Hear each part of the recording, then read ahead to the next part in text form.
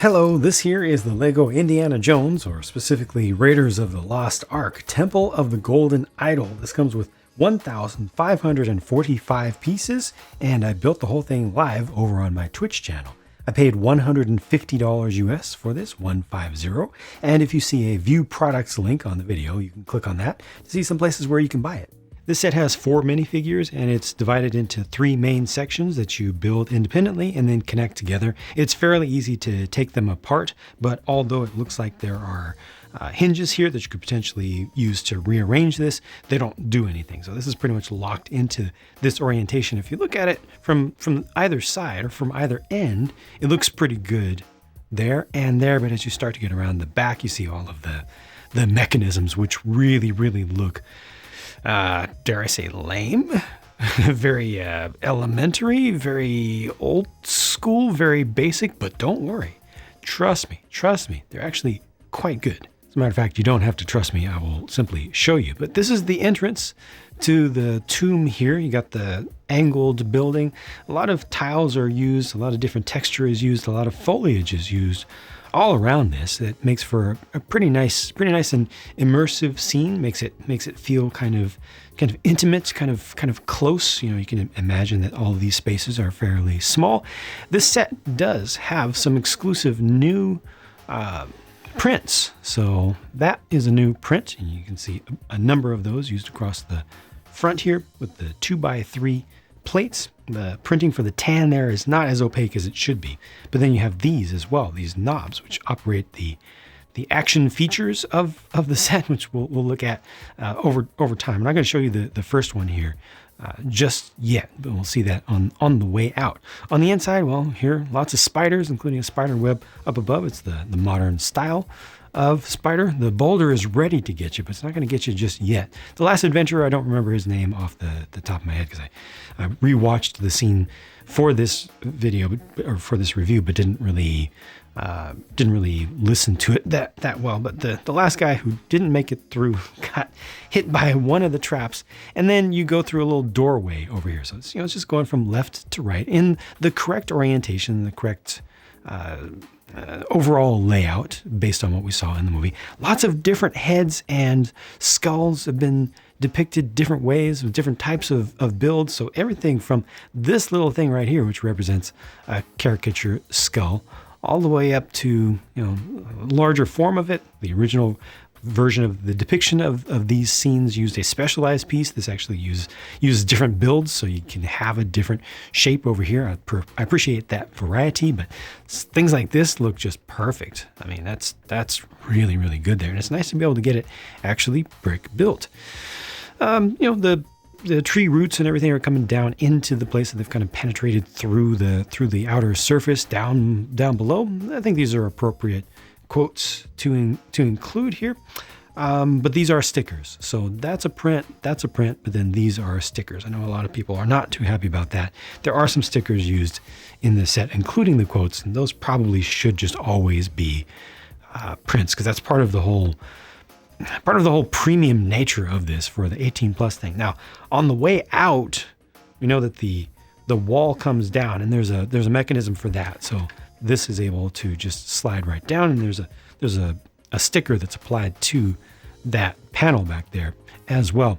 But there's another feature over here, which is the inspiration for the whole game, Pitfall.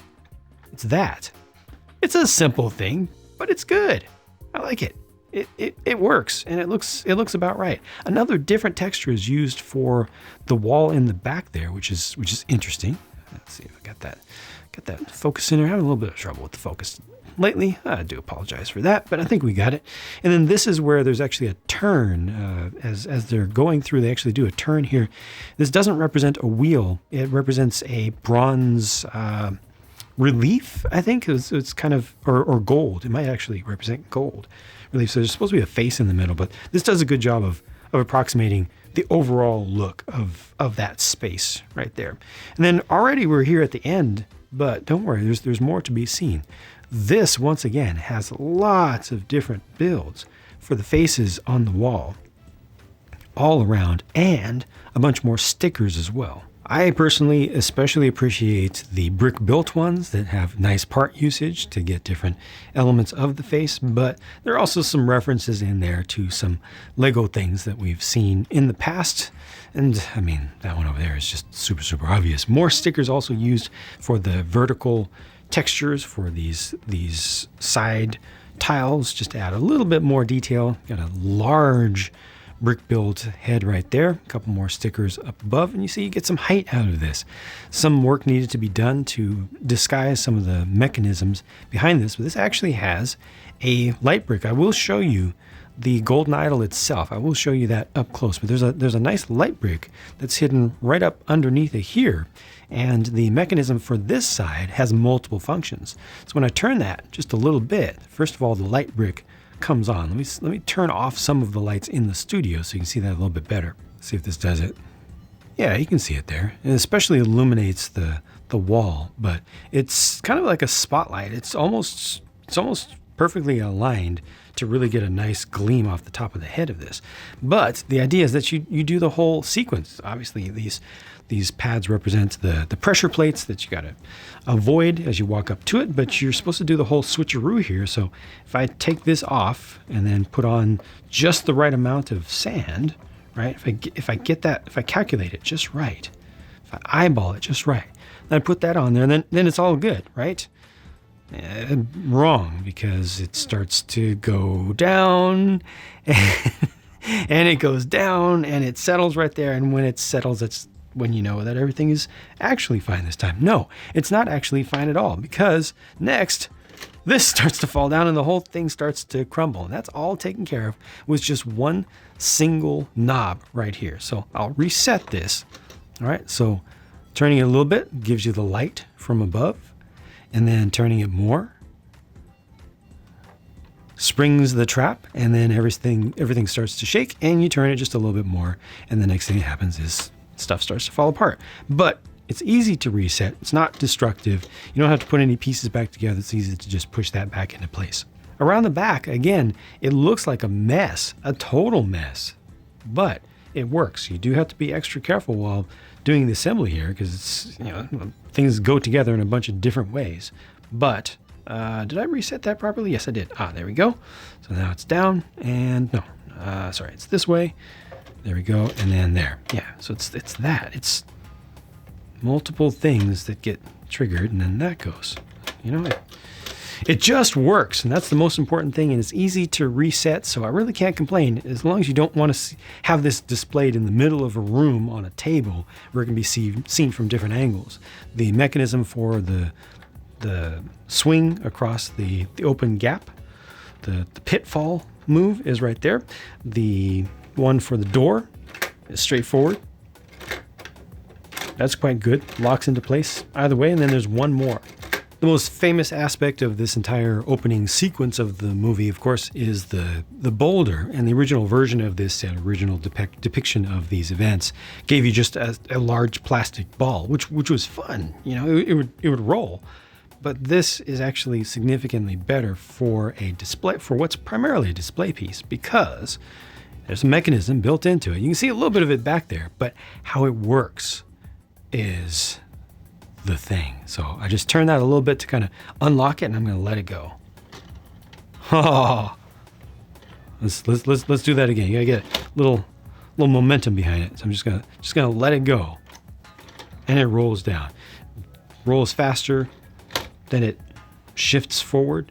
Just follows that little arc, but it's good. You can sit there. You can make it go faster. You can just do this all day if you want. Well, let's see if I can get it let's see if I can get it almost up to the top and then just let it go. Yeah, just reset. Oh, too far. Just let it go. But it's so satisfying.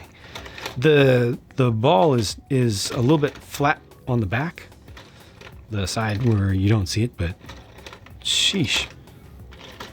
It's so good though. It's so satisfying to feel it and to see it in person, just how much faster it spins than it's actually moving. It's surreal in a good way.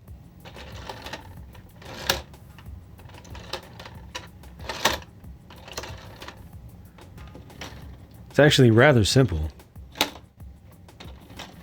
when it really gets down to it.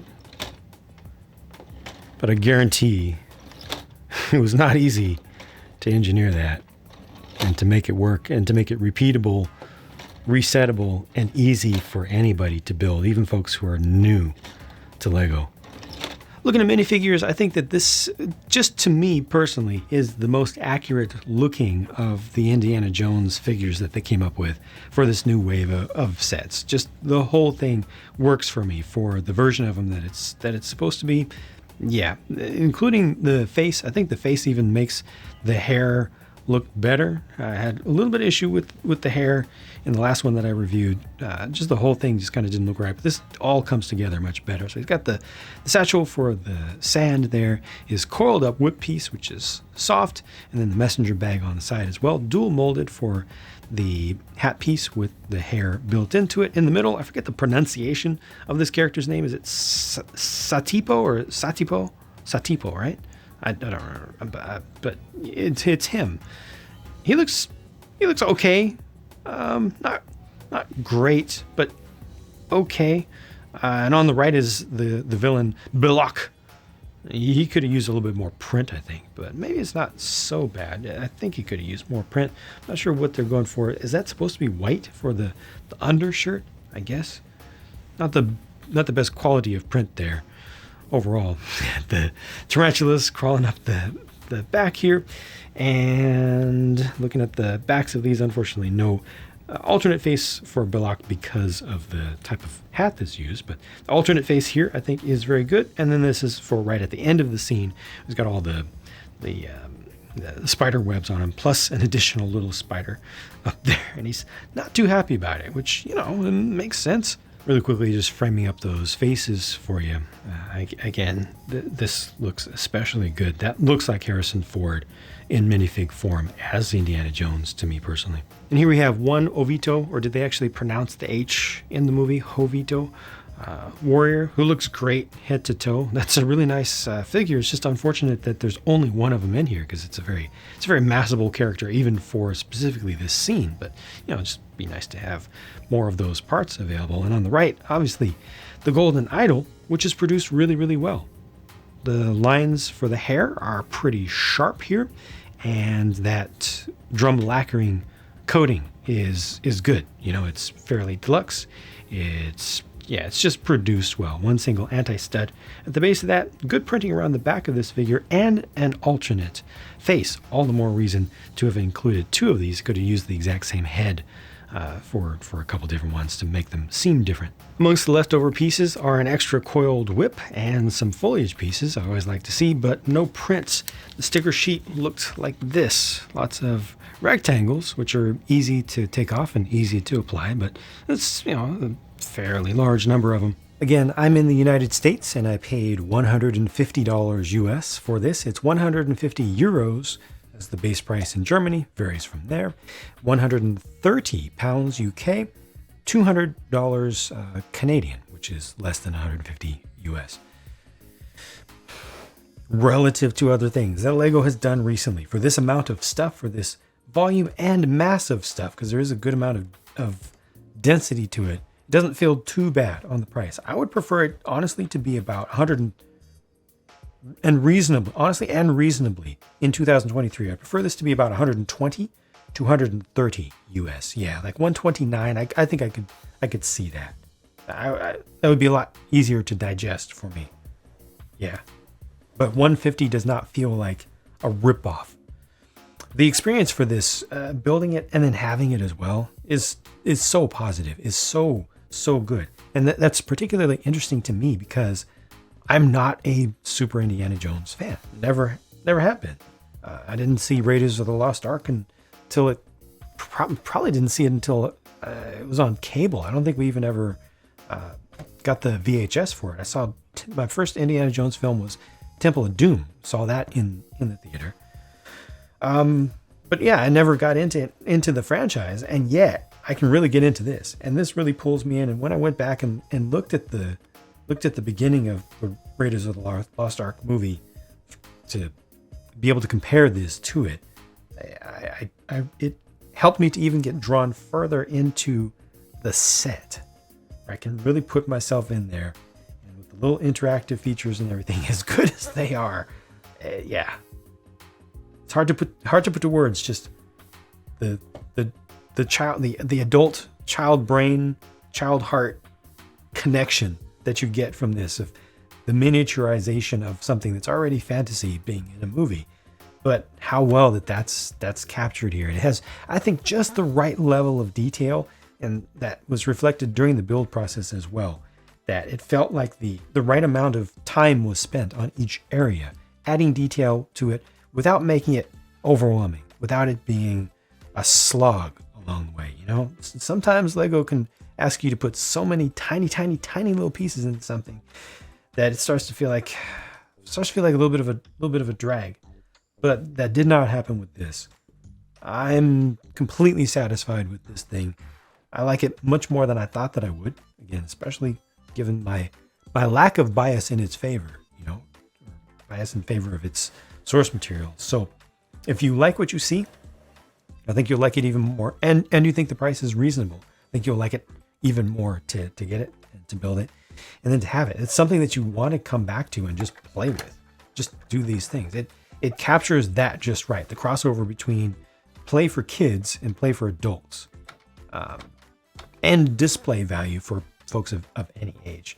Especially, I think teens and adults will really appreciate the play features of this for them, and not for their kids, or not imagining getting it for kids or anything, but just for them. So Lego is super successful with this one. Right on target, you know. Bullseyed so many aspects of getting this the way it needed to be. Yes, stickers, more stickers back here, but prints also. Good figures. I'm happy.